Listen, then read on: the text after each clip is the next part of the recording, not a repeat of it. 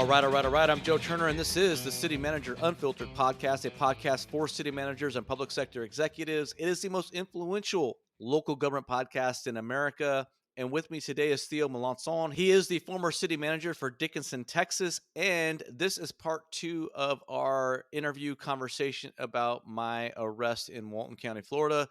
This episode, we're going to share some experiences that most of you have never experienced, thankfully. And that is both him and I were incarcerated in a county jail at one point in time. And so we're going to kind of recount our experience for your personal edification and benefit. Hopefully you never have to endure our reality, but in case you do, you've had some people who've walked the path before you. So if you're ever facing a crazy situation and you need to get some advice or get some counsel, don't be afraid to reach out to Theo and I, because we have some unfortunate experience of spending time in jail. Right, Theo? Absolutely. It's not something that I'm very eager to put on a resume, but but it's definitely something I've had to deal with. And I kind of think of this episode as something that Epictetus once said, and he said that he who laughs at himself never runs out of things to laugh at. There you So go. so There you go. and truth be told is that some of this is I had a fight to clear my name. You're in a fight to clear your name. At the end of the day, that's what it's really all about. That's what the criminal justice system is all about. But along the way, we do have some pretty interesting tidbits that I think that we can share with our audience. Yeah, I never really wanted to be in this position and have a conversation about this topic on this podcast, but this is my reality. And so if I'm going to be open and transparent with folks, I guess I have to share the good and the bad, Theo. So I'm not sure where to start. I will tell you this. I've actually been arrested before and spent some time in a jail, but this is during my political activism days. So this is man, I was Feel like I could make an argument that it's political activism the second time too, Joe, based on the first episode that we did. yeah. I have a knack for getting myself into. Well, I say things out loud and do things that can piss some people off. So, I did get arrested one time. I was arrested on assault and battery charge in Glendale, California. This was related to a political activism event. It was self defense, and it was totally politically motivated. I won't get into all the details here, other than the fact that I was never prosecuted for the case. So the case was dismissed because it was bogus, and I had a right to defend myself from. I had a right to physically defend myself. I'll just put it that way, right? So I was at a political rally. We had some Antifa folks, before they were even called Antifa, who were opposing me and wanted to get up in my grill. And so, you know, I was arrested over it. $20,000 bail, which was interesting. I was not expecting such a high bail back in 2006, so that cost me about $2,100 or something like that. That was not fun. And Glendale's in LA County, so if I didn't get bailed out, I was going to be sent over to the Twin Towers in LA County, and I did not want to spend time there. It was an interesting experience. I was in a Glendale jail holding cell for a few hours, and man, I'll share something. Want to hear something embarrassing, Theo? I'm always up for hearing something embarrassing. So I was in a holding cell by myself. Nobody else was there, thankfully. But it was a communal sort of holding cell, and they had the stainless steel shitter, right? And they have the camera over you, looking at you, whatever. And I had to go to the bathroom, so I had the unfortunate experience of having to take a shit in the Glendale jail, and man, that's not fun. At least nobody else was there. Well, So, little did they know that they were getting candid shots of a future podcast king. oh man, my life has had some crazy moments in it. So, anyway, I got out of there, and like I said, never prosecuted. The charges were dismissed. I fought it, et cetera, et cetera, et cetera. So, that was a life of my political activist past. Anyway, fast forward now 20 years later, essentially, and here I am. But before we get into my Walton County experience, why don't I turn this over to you a little bit, and we'll talk about your experience with the jail in Galveston County, Texas. Sure. Well, thank you, Joe. Like I said, really hope that us sharing kind of our battle scars a little bit, really opens the eyes to our audience a little bit about how precarious our roles are as executives in the public sector. Because when you have a job that is, the currency that you buy and sell and trade with is your reputation. That's right. Um, People will use that against you at times. So, my situation was that had a heated argument with my ex girlfriend, and Girlfriend at the time, ex-girlfriend now, right? very very ex now, but then girlfriend, yes. And some of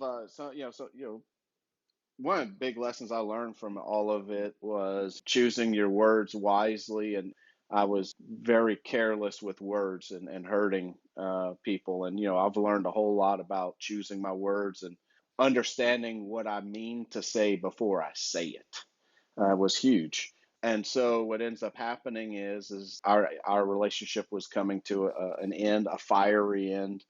And after some hateful words were said, she made a complaint that I find out later, and my attorney finds out later, was heavily embellished by the investigator. Many of the key pieces of, or let's put it this way, the elements of the crime were never even said by my ex-girlfriend. It was basically kind of an opportunity to put a scalp on the wall, if you will, using an old historic term there, of putting a city man getting to arrest a city Yeah. manager. There's some backstory too. I don't know if you really want to get into that, do you? As far as the Dickinson connection and the chief, or do you want Oh, to? well, I mean, look, I mean, truth be told is that, Dickinson, much like Walton County, Galveston County, tight knit, old community. The politics run deep. A lot of old money. People in Galveston County are very proud of the strong, casino, background. In fact, people still talk about when the Texas Rangers raided the slot machines, in Galveston County, because they were very proud of that kind of freewheeling stuff. So, but those families were entrenched in Galveston County, and still have a strong tie to the politics there. So, a lot of my work was to try to undo a lot of that and to allow business to flourish within Dickinson, and to unmoor itself from the way things have always been.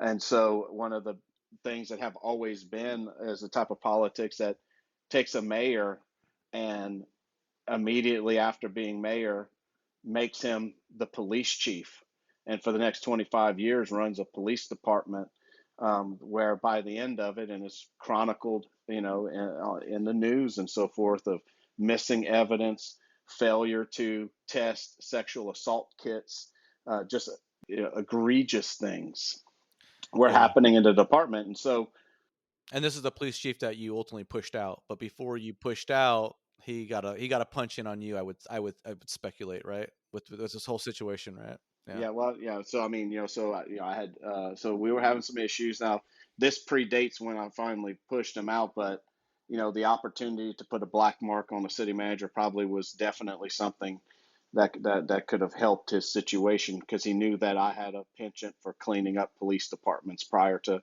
my arrival in Dickinson.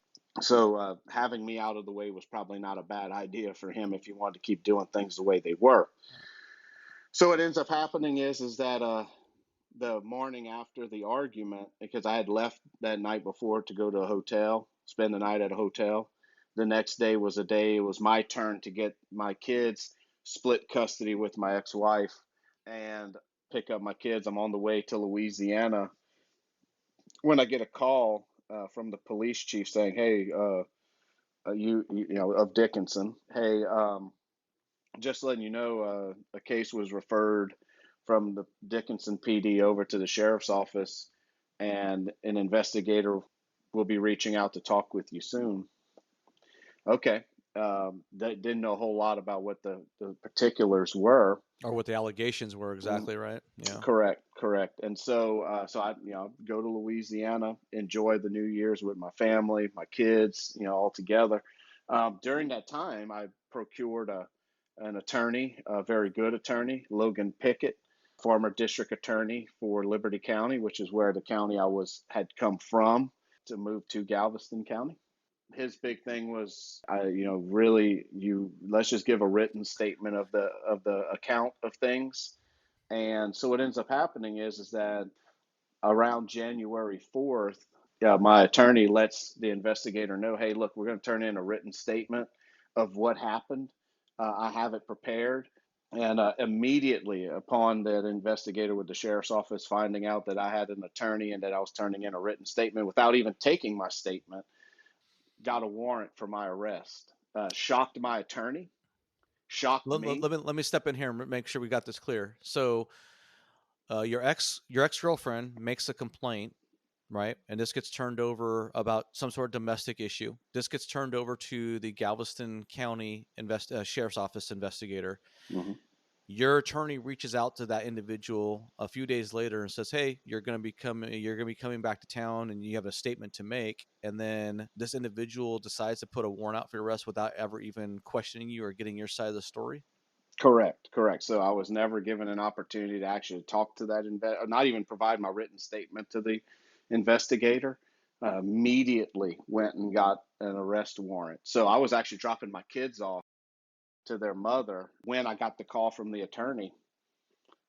attorney, and he says, Theo, there's kind of some pre-arranged, depending on the classification of the crime, there's kind of some already expected bond levels for bail and so forth. So I was like, okay, well, that's great. Can you, since I'm gonna have to turn myself in now, can you arrange that? He says, sure. I drive back to Dickinson. I, kind of get my affairs for the day done. Arrange to turn myself in the following day at noon. Let me stop you here then a little bit, Theo, because I want to kind of tag your situation. Is we have similar situations, but they're also very dissimilar in a lot of respects. So you have this misdemeanor charge. I'm facing multiple third-degree felony charges in Florida, two felony charges, the lowest felony you can have.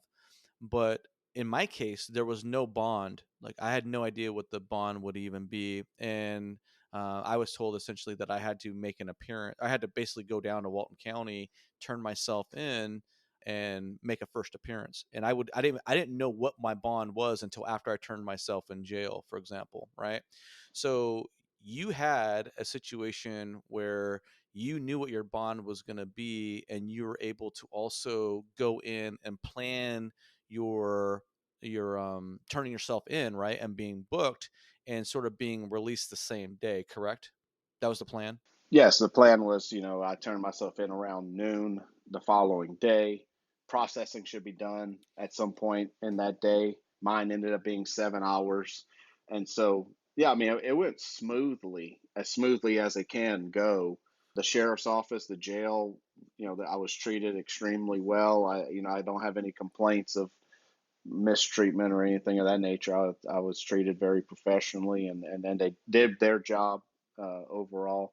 But And you weren't based off our previous conversations, you weren't expecting to be in there for 7 hours, though. Wasn't there a funny little wrinkle to your story? You're supposed to be in and out a little bit quicker than that, correct? yes, yeah. So actually, it was kind of set up to where I was supposed to like show up at noon, get processed, have my first appearance around, I don't know, maybe 2 o'clock. So it'd be a couple of hours max.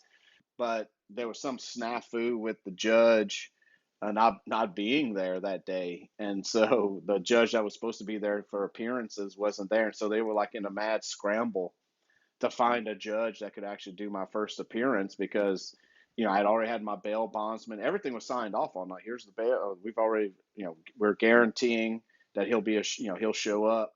All this stuff. It was really very formulaic of what was supposed to happen next. And I just needed a judge to look at me, tell me the charges, see that I already had my bail bondsman lined up, walk out. And Yeah. that did not happen that way at all. So for about 7 hours, I was kind of waiting.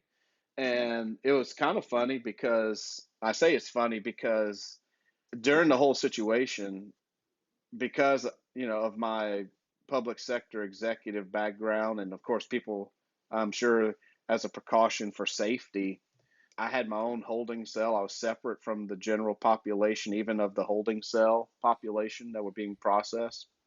Every time I came out of the holding cell, they'd make everyone get into a cell. They were like overcrowding a cell so that I could have a cell to myself and to keep me away. So much so that the multiple times I came out of the cell for different sets of processing, from the fingerprinting to the mug shot to personal belongings and things of that nature, all these different steps. After a while, I'm pretty certain that the population in the jail was pretty certain that I was some type of big kingpin or something, because they had never seen like them have to clear out the halls. Yeah. Even later, when I finally got to my first appearance, they cleared the main hallway that led from the holding facility over to meet the judge. And I mean, they were clearing hallway, and you could see people pressing their faces into the glass, looking at who is this person Walking down the corridor, right? walking down the Okay. corridor by Yeah. himself with guards, you know. And Yeah. so it was a surreal moment.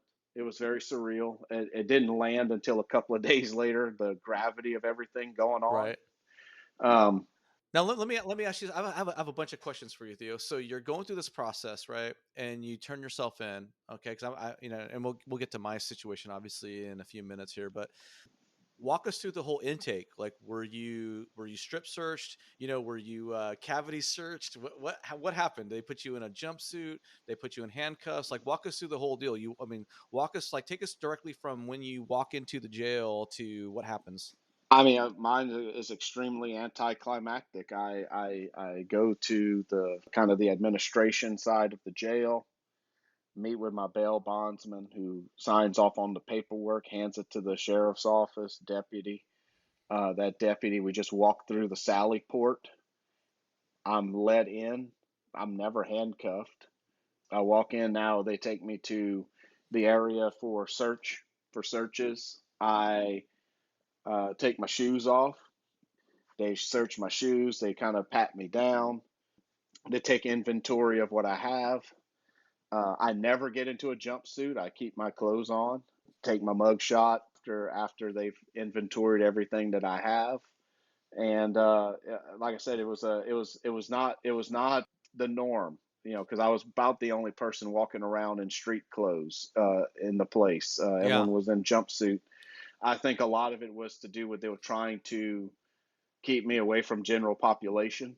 Yeah. Like I said, when you're a city manager or a county executive, you never know as the city manager if there's someone in that jail that is because of your police department, and now they may have a chance to get a free, Yeah. Free shot. free shot at an executive, right? So I think a lot of it was to keep me away from general population. So yes, they inventoried what I had. They took my personal belongings, left me in my street clothes, and then sent me into a holding cell alone.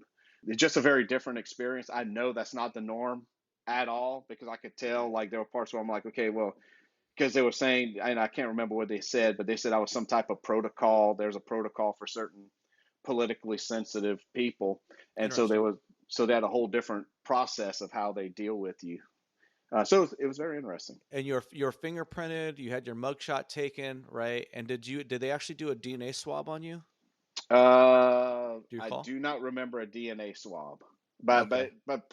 honestly, it probably there was one. It's Okay. just not something I can just recall off the top of my head. Okay. And then you go sit in your holding cell, and Hmm. then basically 7 hours later, you go before the judge, I guess, and the judge sees. Yes, Was that an in-person visit with the judge, or was that over like a Zoom type interface? in person.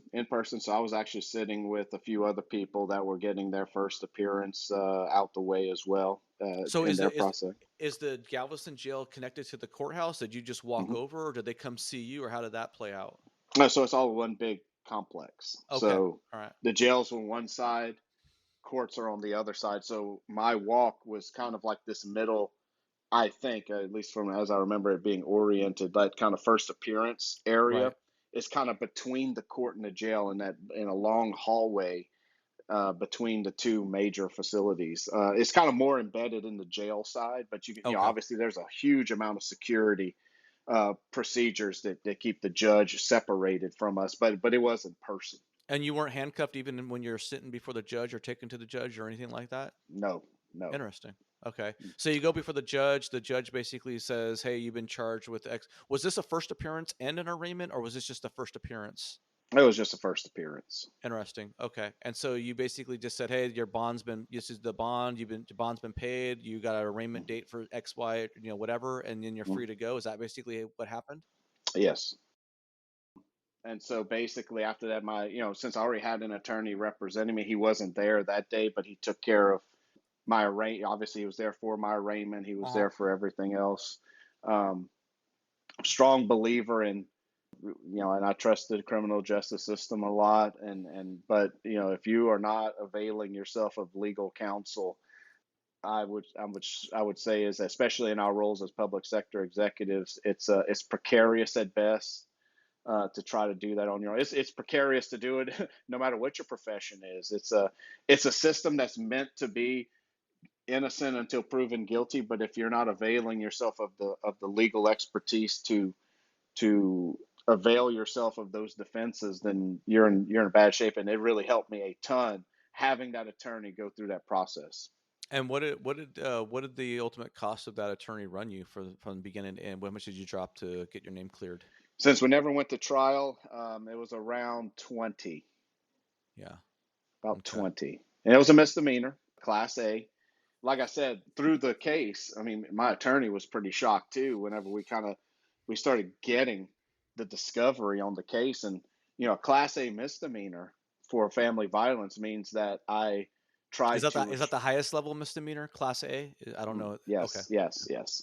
Um, but in that Meaning the situation, most meaning the most that's the most serious misdemeanor, right? As a Class A correct, misdemeanor. Okay. Yeah. yes.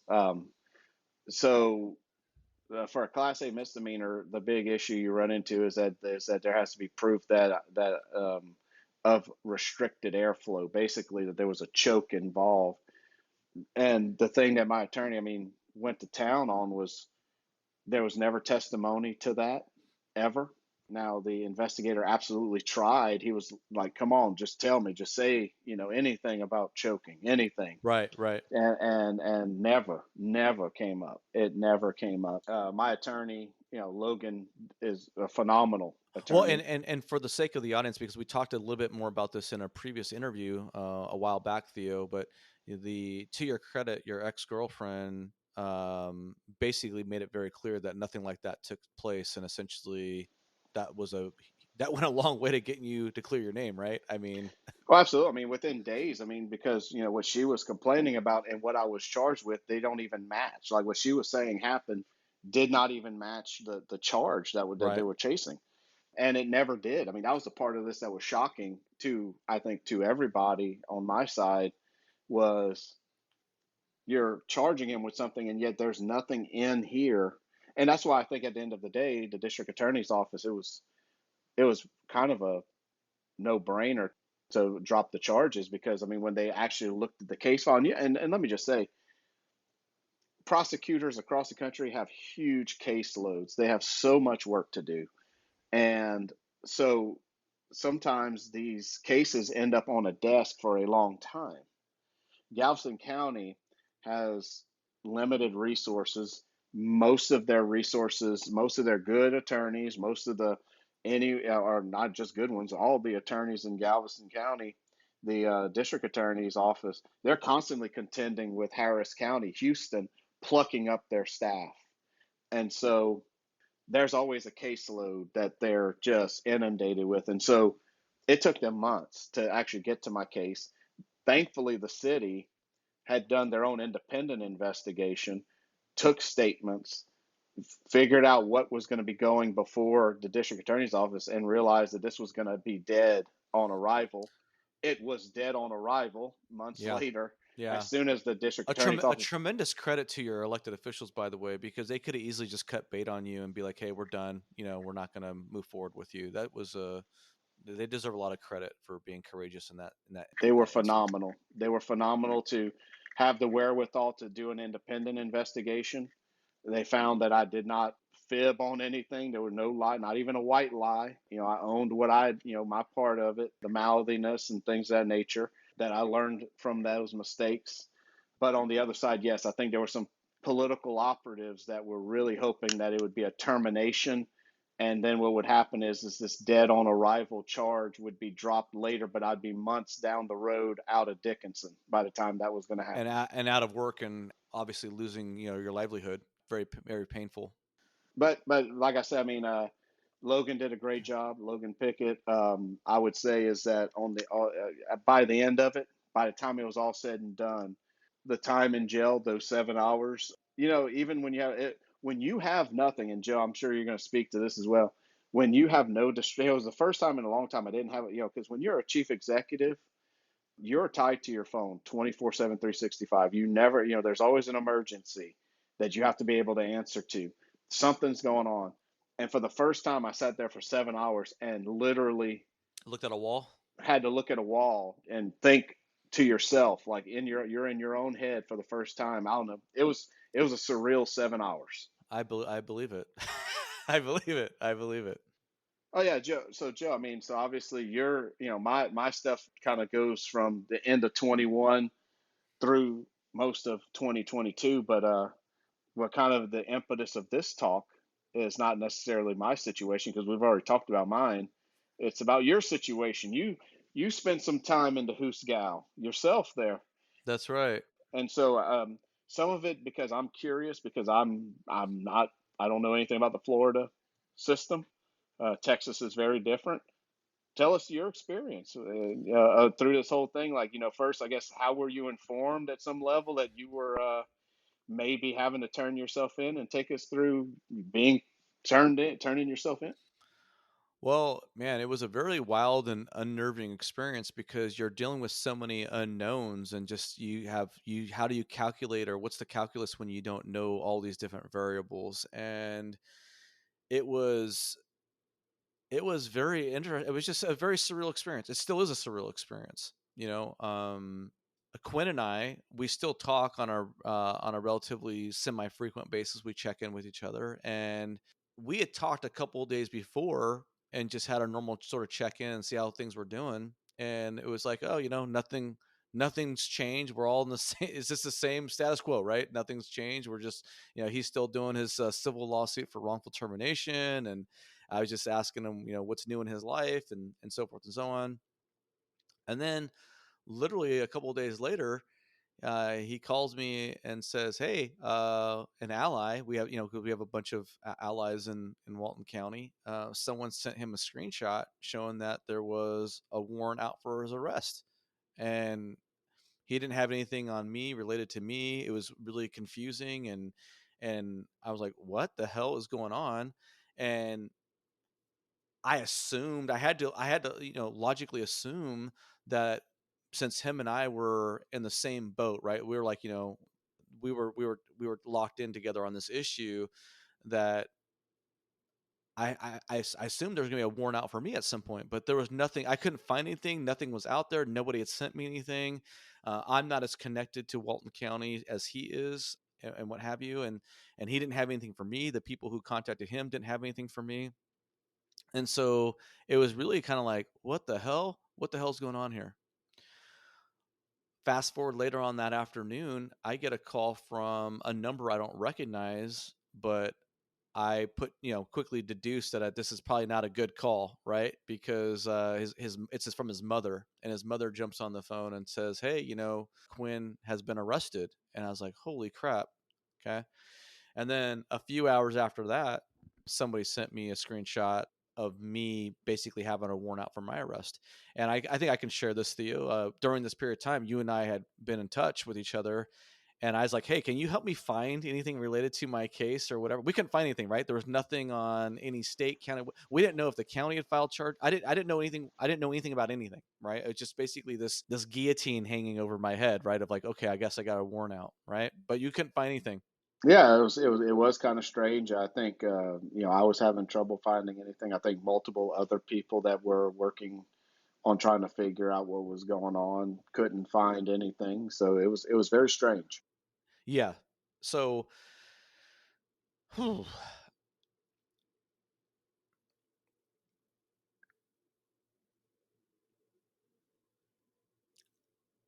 So it's a pretty overwhelming experience to think that there's a warrant out for your arrest, and but you don't really know all the details and all the particulars. The whole situation was really bizarre. I mean, honestly, if they just said, "Hey, come in and turn yourself in," I would have gladly just marched down there and turned myself in and I take care of business. But the reality is they picked up Quinn, who was living out of state at the time, and I no longer live in Florida, and so what I was learning or being told is that these were no bond this was a no bond situation. So you get picked up out of state, you can't bond yourself out of jail, is the way I'm being told by the people who have some legal acumen. And the big thing I was concerned about was because I was out in California at the time was, okay, if I get picked up somehow on a traffic stop or something in California, I'm being told that I could literally spend, 3 weeks or more being, shipped by a van and bus across country to Walton County. And that would be, obviously a very unpleasant experience, right? Remember, innocent till proven guilty, but I'm being shipped, possibly facing being on a van or a bus for, multiple weeks as you make the trek across country. So the long and the short of it is I make plans to drive out to Florida to turn myself in, and I got a rental car. I didn't want to drive a car. Well, I didn't have a car in my name anyway, out in California, so it didn't really matter. But I wouldn't want to drive my own car with my name anyway, because who knows if license plate readers are going to pick up your license plate and show you having a warrant out. I didn't want to deal with my car getting towed, all that stuff, right? So I had a car rented, and I started driving out to Florida. And so I left on a Saturday evening, essentially, turned myself into the Florida jail on a Wednesday night, and then immediately when I got out of jail the next day on a Thursday, I drove my ass back to California. So that was an interesting week with a lot of miles, a lot of time on the road, a lot of windshield time, a lot of time to think about your future, Theo, when you are facing a warrant for your arrest. I did the speed limit all the way out. Let's put it that way. I did the speed limit, and I made sure I used my turn signals. And that was a pretty wild experience to be worrying about getting pulled over and having to essentially sit in a jail while you're extradited to another state, and just dealing with all the consequences of repercussions of that. So that was a pretty crazy experience. Yeah, I mean, absolutely. So, yeah, man, you make a good point about the license plate reader pinging and, there possibly being an arrest. Like, so the very thing you're trying to avoid, which is, extradition, you're trying to actually, surrender yourself to Florida, but you're having to cross so many state lines Right. to get to it. That had to be a bit nail biting. I'm sure every time you saw a police vehicle on the side of the road, you were sweating a little bit. It was a little stressful. It was a little stressful. But the funny part was, so many things go through your mind, Theo. And I was like, I was actually at times afraid of doing the speed limit and getting pulled over just for being not doing this, for not going over the speed limit, right? Because you never know what reason they're going to have to pull you over, or whatever the case might be. You know what I mean? It's just like for anything, and I'm just like, because you can be pulled over for any random thing, and it's Well, like they can pull you over for having your license plate light out. You know, anything. so I mean, I was driving a brand new rental car, so I wasn't too fearful. But you know what the funny part was? I forgot to I forgot to double check the taillights or anything like that, or blinker, before I left. And I'm like, "Oh, it's just like a brand new rental car. I didn't even think about it, right?" And then I was like, oh, well, what if I have a tail light out or a brake light out or whatever? I mean, all these just crazy paranoia thoughts go through your head, because here I am, I'm trying to turn myself in, and I just don't want to get caught while I'm trying to turn myself in and go through all the hassle of it all. Um, the and irony is thick.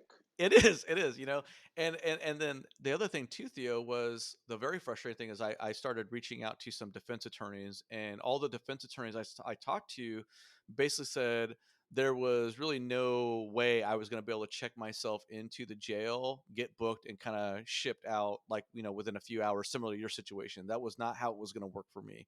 Basically, they were saying there was a possible way I could have done it if I wanted to spend some money hiring an attorney before I turned myself in, but that attorney said even then it wasn't a guarantee. So I learned pretty quick that I was resolute with the idea that I was going to have to turn myself in, spend the night in jail, get fully booked, and then wait for my first appearance. And so you have all these questions that go through your head, right, Theo, that you're trying to figure out. if you're in a situation, God forbid, like me, you don't want to be in, but it's like I didn't want to turn myself in on a Thursday, for example. I didn't want to run the risk of turning myself in on a Thursday and them screwing with me and saying I missed the Friday first appearance with the judge deadline, and then possibly being held over the weekend till Monday. That was a concern. The concern was, when do you turn yourself in? Do you turn yourself in a few hours early before whatever the deadline is, just to be on the safe side because you don't want to run the risks? I talked to my bail bonds lady. She said as long as you're in by 11, you should be good. So I ended up turning myself in at 9:45 in the evening, something like that. But the other thing too, Theo, you worry about is like, okay, I'm driving my car across country. I'm going to turn myself into the jail. Like, am I even allowed to park my car overnight at the jail without it getting towed? Like, that's a thought that goes in my head. You imagine you turn yourself in, and you got to remember, I'm considering myself like a political prisoner. I don't know if they're going to really try to f with me or not. You know what I mean? So this is like, they're going to tow my car while it's sitting in the parking lot overnight because they just can. Well, do I want to take my bail? I don't know what the bail amount's going to be. I have no idea, right? I have a rough guide of what my expectation could be, but it turned out my bail was $5,000 on each charge, right? So 10,000 total. But I talked to a judge. I'm like, or talked to a defense attorney. I'm like, do I just walk in with cash and have it on my person so I can bail myself out? Because they're not going to let me out to go pay the bail, right? Like, that's not, mechanically speaking, that's not how it's going to work. And it's like, do I really want to walk in with cash on me and turn that into the jail? No, I don't really want to do that, right? So all these different like mechanical logistical things of just trying to get yourself turned in, it's an experience. It's a pretty overwhelming. So anyway, I drive. Long story short on this whole thing, the bail bonds lady says, get yourself there by 11. You should be good for the next day. Don't worry about having to park your car. They're not going to tow it. Don't take any money. Don't take anything with you into the jail. All I took was my ID and my car keys. I left my wedding ring, my wallet, my phone, everything out in the car. So anyway, I go in there, I turn myself in, and on the whole, it was a very pleasant. It kind of sounds crazy to say, it was a remarkably pleasant experience. So I go in and turn myself in. I hit this intercom button, say who I am. I'm here to turn myself in. They send out a deputy who comes and gets me. And oh, so here's the fascinating. Here's a part that really kind of set some fear, my heart palpitations, Theo. Is this deputy comes out to get me, right? So I'm turning myself in, and he goes, he reads my documents and whatever and stuff. And he goes, "You realize there's no bail here on this, right?" And I go, "What do you mean? What? No bail? What are we talking about? I'm planning on getting out the next day, getting in my car and going, right?" He goes, you can't get out tonight. I go, yeah, yeah, yeah. I know. I got to go to the judge and get a bail and whatever. But my my stress level went through the moon right there, Theo. I was like, oh my god. Well, you thought yourself, Walton County did it. They got you. Well, I was scared, and at this point, so when I turned myself in Wednesday night, this is literally a week to the day after Quinn had been arrested.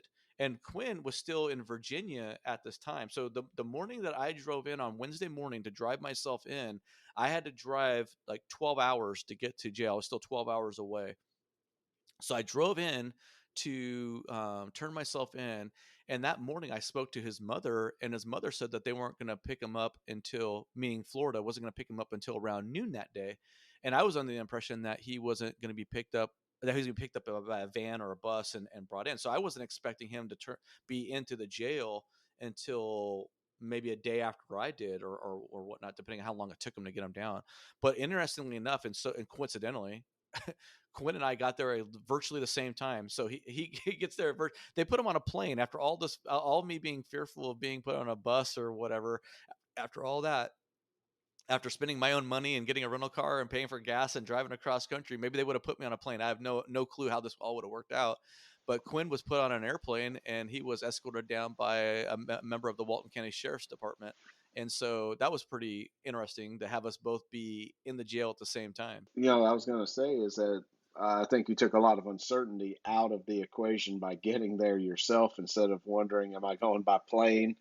It might have been like a terrible episode of, planes, trains, and automobiles before it was all said and done. Exactly right. I had no idea what to expect. And speaking of not knowing what to expect, kind of going back to the earlier part of this podcast and maybe getting a little bit on the TMI, but I had no idea if I was going to put it in a holding cell with a bunch of people. You gotta remember, spring break is just kind of starting. I have no idea if how busy it's going to be. I don't know how busy the jail is in Walton County normally. Anyway, this is my first my first time being there, and so the Wednesday morning when I left to go turn myself in, I consciously opted not to eat anything until dinner because I didn't want to have to eat. I didn't want to eat lunch and then eat dinner. I don't want to eat breakfast or lunch and then eat dinner and then get into jail and have to take a shit, in front of anybody in a holding, communal holding room, Theo. You know what I mean? So Mm. I literally, went fasted the entire day or whatever, skipped the meals until I had dinner, and I figured, okay, I should be able to get through to the next morning. Well, I'm sure you're probably thinking to yourself, this communal living is not for me. It's You not know. for me, brother. It is not for me at all. Right? No, yeah. Let me ask. Uh, So, Joe, let me ask you. So, how long? So, because I don't think you've brought it up yet. How long were you in the jail? What was kind of the? So, what was processed? So, first, how long were you in there? Yeah, so I got in around 9:45, I think is roughly speaking is when I turned myself in, 9:45 p.m. and I didn't get out until 11 a.m., like 11:05 a.m. the next day. So around 13 hours, I guess. What is that? Does that sound about right? 13, About 14 13. hours? Yes. Yeah, something Yes. like that. Um I go in there and the deputy takes me back, and the other thing too, I was expecting to be strip searched, I wasn't expecting to get the Rambo, was it the lie? What was it they throw the powder they throw in, you know what I mean? Yeah. Or the fire hose. I wasn't expecting that, but I was expecting to get like, strip searched and cavity searched, but they didn't do that. What they did is they hand me a jumpsuit and they hand me these orange jumpsuit, orange slides, and they basically said, "Okay, take off your pants, take off your shoes, put them in this bag, and you can keep your shirt on, your underwear, and your socks on." And then I basically got into this jumpsuit, and then once I got into that jumpsuit, they take me over to the closest thing I can describe would be almost like a TSA security screener. So you go to this security screener, and they do. I presume it's a metal detector slash cavity body search type device, and you stand in there and you go through there. So that was absolutely painless. Then they put you in. They did my fingerprinting, which was kind of a pain. My fingerprints were not really being receptive or received by the machine for whatever reason, so we had to do that multiple times. Then I had to do a mugshot, and then I had to do a DNA swab. They put me in my own individual holding cell. So I had this little bunk, this little bed with like a padded mat on it. I had my own stainless steel toilet and sink, and I had a camera in there monitoring me. And there's light.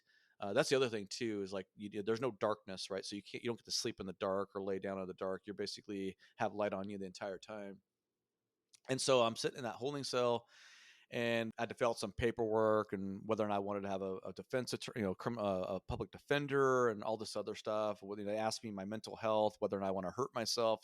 I feel like a questionnaire. And they asked me if I had any co-defendants. That's when I literally saw Quinn was at the same time being booked as me. So I'm like, yeah, I got a co-defendant. So they kept us separate so we couldn't talk and interact with each other.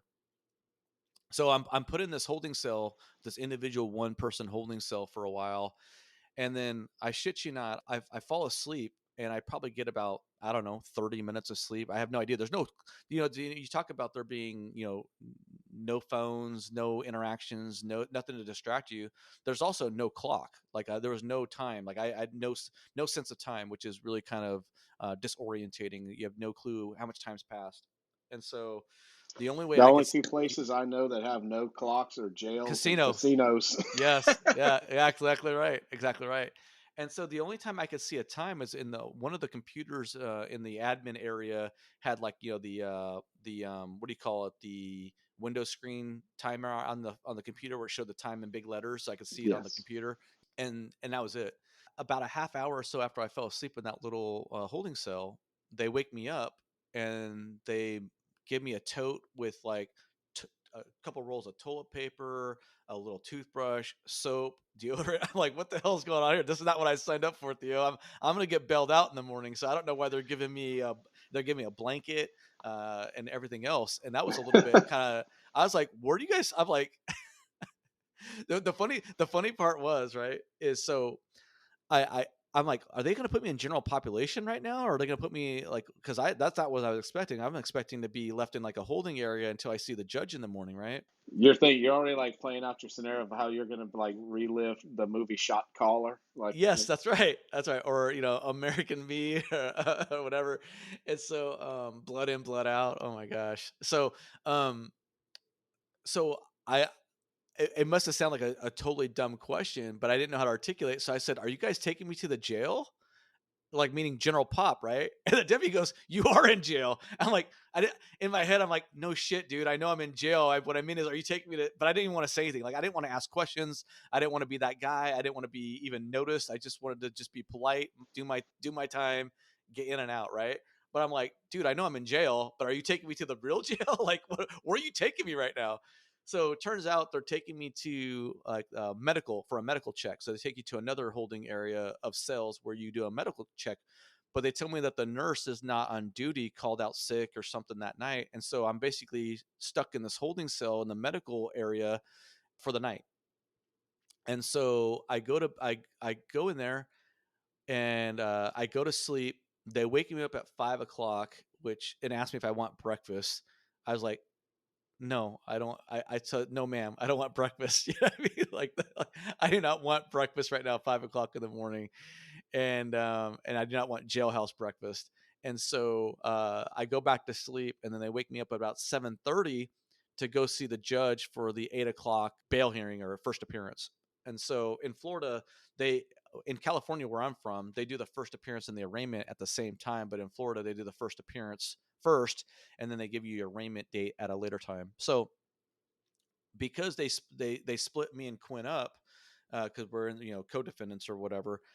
He's in a room with a bunch of the other dozen or so individuals who are going to be see the judge for that morning, and I'm in my own holding cell again now, separate. And I basically have to stand there. There's no bench or nothing like that. They put handcuffs on me for the first time, which I thought was kind of interesting. And when I'm in that cell, and I have to stand there for about an hour until I get seen by the judge to find out what my bail is. And then, I stand before the judge. The judge gives me the bail amount, and then they return me back to my cell. And then that was the worst part because now it's like a waiting game. I'm like, okay, how long is this going to take? And ended up taking like a couple hours because by the time I saw the judge at 9 o'clock ish, I didn't get out of there until like 11 o'clock. And that last hour, I'm like, holy crap! Like, what's happening here? Did they forget about me? Like, am I gonna get out of here? How long is this gonna take, Theo? And then finally, I got out of there, got to my car, made a call to my wife, and then promptly made plans to get the hell out of Dodge and get back into California. yeah. So I mean, yeah, it's got to be crazy. I had to do a medical check myself, and it was kind of They interesting. never medical checked. The funny part is that I never got medical checked. So the whole time there was nothing that there wasn't like they took my temperature or blood pressure or nothing like that. But Yes, I mean, but I'm sure they were like, listen, if the person's already called out by the time the next one's coming in, you're about to be out of here anyway. So, but when I did my medical check, it was a very that was probably the most entertaining part of the entire thing for me because I definitely had a nurse, and you could tell he had been doing this for a long time and was totally checked out on the job. But we had some pretty interesting banter. Asking because they ask you like, how much do you drink, how much do you smoke, and all these things. And my main response for most of that was probably more after I get out of jail. yeah, that's right. That's right. Yeah. But no, I mean, so. And actually, I mean, I did get to partake in jailhouse food. I did have dinner since I stayed long enough for dinner. I had two bologna sandwiches, one with cheese and one they forgot to put the cheese on. So Oh, you actually ate in there? yeah, they didn't ask me if I wanted it. I just like the guy the Yeah, guard yeah. literally came and just handed me like opened the cell and was like, "Here you go, Oh man. thank you." So Yeah, what did you have? You had two bologna sandwiches and what? no, well, one with cheese, one without cheese. Okay. So kind of I was like, well, Maybe in case you're lactose intolerant, maybe. I don't yeah, know. maybe they're like, here, this one's for if Um, but at least they gave you a pad and a blanket and things of that nature. I had to just lay on the concrete bed itself. So Oh, you didn't um, get any pad at all? No, no. nothing, Oh nothing. man. Honestly, this is gonna sound crazy, but I actually slept well in there. I don't know. Yeah, no distractions of the modern world in there. No distractions, and it's been a long week. It's been a long drive out. Like, I put a lot of miles in the car, a lot of time on the windshield. So it was and your body's just in a heightened state. You know this, right? Your body's in a mentally everything you're in a heightened just state because you're going through something you've never really experienced before, and all the uncertainties and all the unknowns, and just the fear and trepidation of what's coming ahead for you and what impact this is going to have on your life. And then you just sort of, I guess, have that adrenaline dump, I guess, when you get into cell for me. And then but that was my experience. So if any city managers are at risk of having to turn themselves in for an arrest warrant in the future, feel free to reach out to Theo and I if you want some advice or counsel on what to expect. Absolutely, yeah. I mean, that's what we're here for. Here to give you the advice that you may not want to hear, but that you may need to hear. Oh man, oh man. Um, but it tells you the precarious situation, Joe. I mean, like, I mean, I go back to the premise that we started to talk with is public sector executives really do not fully understand the risks that are inherent with the job, especially in the modern world that we're in today, and the willingness some people are willing to go to quote win to Yeah, beat you, and that means sullying your reputation. It means what I would say oftentimes are trumped up charges and things of that nature just to win. And that's a absolutely. very, I think it's a very unfortunate commentary on where we are right now. Yeah, yeah. Oh, I forgot to mention my situation. I'll do a little side note on this one, a little sidebar. For my first appearance, I wasn't actually transported to the courthouse with the judge. It was all done remotely through Zoom. So that was kind of interesting too. So I never left the jail, and I never saw the judge in person. There was never no need to be transported or anything like that. And I also say that all the staff there was phenomenal. Like I didn't have any bad experience with the staff. They were all professional. They treated me well. It was either they were either very pleasant or it was just matter of fact all business, but there was nothing I would even nothing negative as far as the interaction. So I thought that was really nice. Jail was really clean, and no complaints on how that operation was being run. So I was impressed by that. I agree 100% on my end of it as well. Galveston County jail was clean. I was taken care of. Like I said, I know that I probably got a treatment that's not, quote, the norm. But at the same time, I think that them knowing the position that I was still currently holding, they wanted to make sure that I wasn't a target. And so they took extra precautions to make sure I wasn't a target. I never felt unsafe Right. Me in the too. Yep. situation. Yeah, exactly. Were you? I didn't ask you this, Theo. Were you ever concerned? I had this fear that there was going to be a perp walk type situation where they were gonna, the media was gonna be tipped off, or the media was gonna be there to see me leaving the jail or whatnot. I never communicated to anybody when I was gonna arrive at the jail because I didn't want there to be anything like that. No one ever officially contacted me from like nobody from law enforcement. Like I just turned myself in because the word was out that they were looking for me, right? But were you ever afraid of that element as far as media or being there upon your release? Because I was afraid of that, and fortunately, I didn't have to experience anything like that. Yeah, so that was definitely a consideration when my attorney wanted to do a written statement. It was a theory before, and it almost solidified, cemented in that the theory was fact. Was when he intimated to the investigator that that we were going to submit a written statement, and he immediately went and got an arrest warrant without even reading that written Right. statement. The- Um, It's almost like that the fix is in, right? You feeling like, hey, they're going to get you any which way they can, right? Right. So what ended up happening was the belief is, at least, and I feel very confident in it, and I think my attorney would have said the same thing, is that we denied him a perp walk, and that was the goal, was to get me into that sheriff's office so that he could then slap handcuffs on me and march me, and get that good picture for the newspaper. Yeah. Yeah. And I denied him of that, and so in a kind of in a fit of anger, just slung out an arrest warrant and was done with it at that point. So, but it was a fear. That was partially why we wanted to do a written statement. Was number one, make sure that the written statement says exactly what needs to be said to counteract what the charges are, being alleged, and it also was a we're a little worried that the minute I walk in there before even taking a statement, they would just slap handcuffs on me Yeah. and use that as a publicity stunt. And Yeah. I would say the actions afterwards kind of solidify that that was probably what was about to happen. Yeah, that's crazy. I guess Theo, I'm going to wrap up this with, and I'll give you a chance to editorialize if you want as well. Is you know, I'm guilty of this.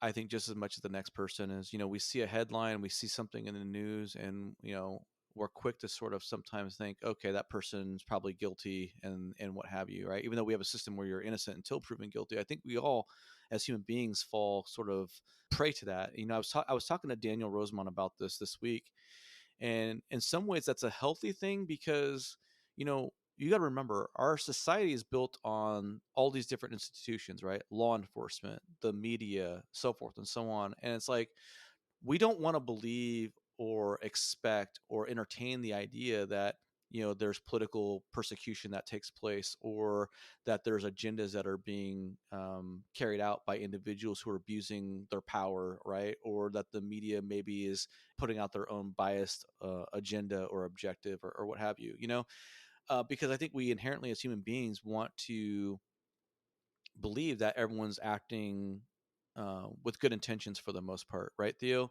And I guess what I would like to say to people is that it's an eye-opening experience when you go through political prosecution. I experienced that kind of at the outset when I talked about my first arrest in Glendale at a political rally, which was totally bogus and done for political purposes, and I'm not going to rehash that.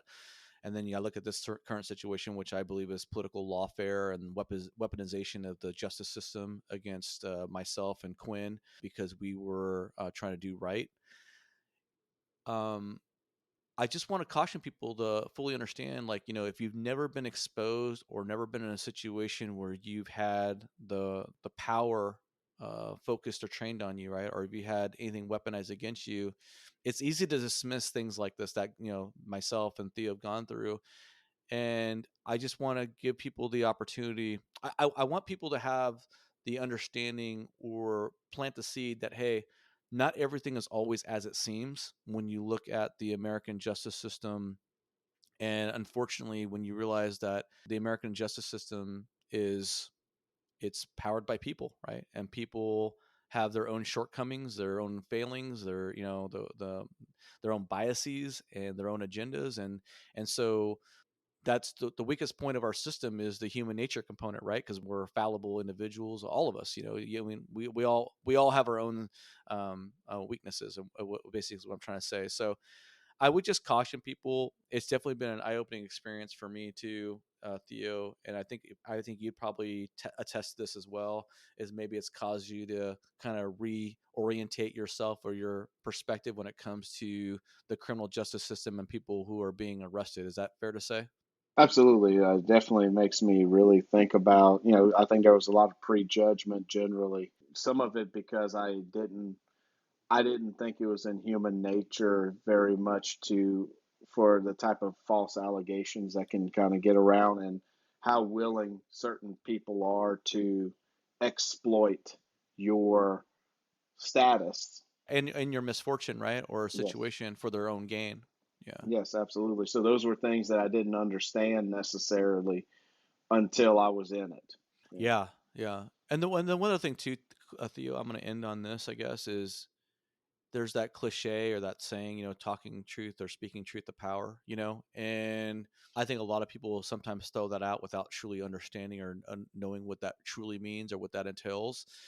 And I'm not going to sit here and give you this Pollyanna-ish sort of idealistic, rah rah. Yeah, you should always speak truth to power, and you should stand up and be brave and courageous. And I'm not trying to sound like a martyr or anything like that, but I would actually tell individuals who are listening to this podcast, no joke, be very careful in the battles that you choose to fight when you're going up against powerful people. That's what I would say, because you're never you never truly know or understand how far or to what lengths individuals will go to either protect the status quo, protect their position, or to retaliate against you.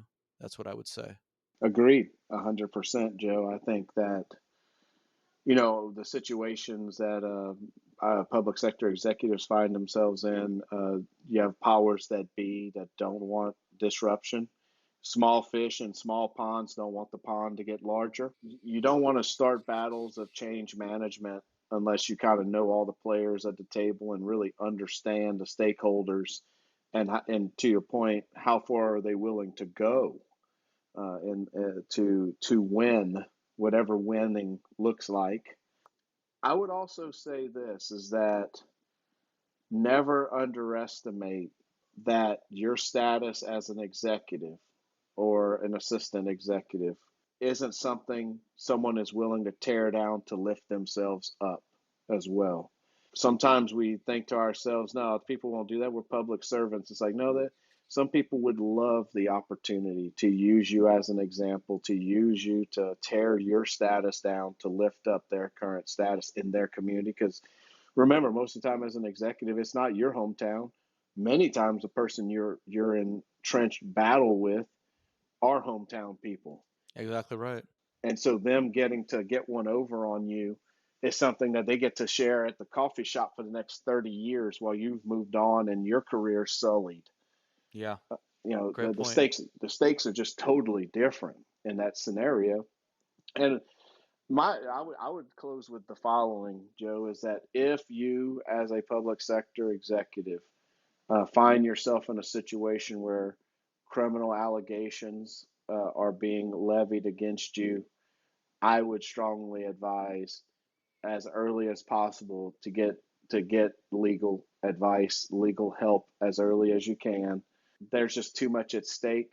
Your currency and political capital is based on reputation. If you don't have a reputation, private sector, profit and loss is huge. The ability to convey confidence to stakeholders and stock owners is huge. But in the public sector, our currency is all about our reputation, our ability to lead an organization, to be able to your point, speak the truth, and that people understand that you are speaking truth. If you don't have that, or you're losing it, you have to try to defend that to the best of your ability, because it really undermines your ability to be a public sector executive. Yeah. Yeah, absolutely. Well, on that note, Theo, I guess we'll wrap up part two of my journey and through Walton County Jail and back. And thank you again for jumping on the horn with me and walking side by side. I appreciate your support, brother. It means a lot to me. And thank you for being willing to share your story once again in such a candid nature, because you and I both know that it's very uncommon for public sector executives to be this transparent and open about intensely personal episodes they've gone through, because there's always that fear and risk of it being weaponized against us by those in the public, right? Anytime we're trying to look for a new job, or we're on the rocks in a current employment, it's going to be used against us. And this, no matter what happens with this case, if I go to court and found not guilty, no matter what I do in the future, I'm still going to have this weaponized against me by my detractors that I was arrested for, multiple felonies, and that's just a sad reality of life, unfortunately. But that is reality, and so we can't be naive and ignorant to that fact. So, thank you once again, Theo. I'm Joe Turner. This is the City Manager Unfiltered Podcast, a podcast for city managers and other public sector executives. If you enjoyed the content, please hit that follow, subscribe button on your platform of choice. And please do not forget to leave a rating or review on your platform of choice. Catch you next week.